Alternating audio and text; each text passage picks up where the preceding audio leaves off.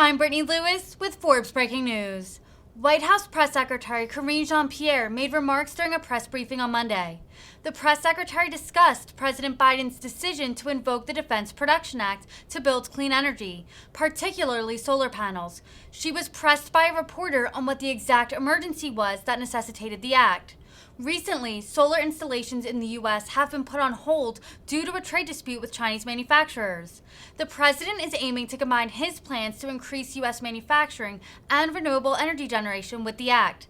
Take a listen to the exchange. On the Defense Production Act that was announced today, the president, taking a step back from that, what emergency is the president using to invoke the Defense Production Act? Because historically it's been in the 1950s for the Korean War, during COVID it was enacted.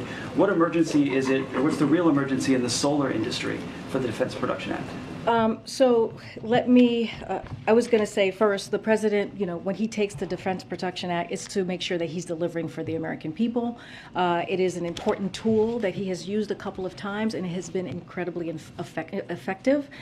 So for this particular Clean Energy Defense Production Act, he is invoking the Defense Production Act to rapidly expand domestic production of solar panel parts, building insulation, heat pumps, and more. He is putting the full force of the federal government's purchasing power behind supporting American clean energy manufacturers, and he is providing U.S. solar deployers the short-term stability they need to build clean energy projects and deliver more affordability energy to American families and business.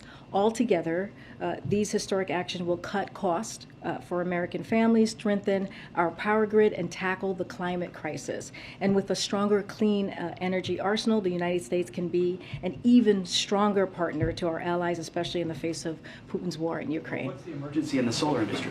Well, this is just a step to get to a place where we do have a clean energy arsenal. And so this is a very important part of the president's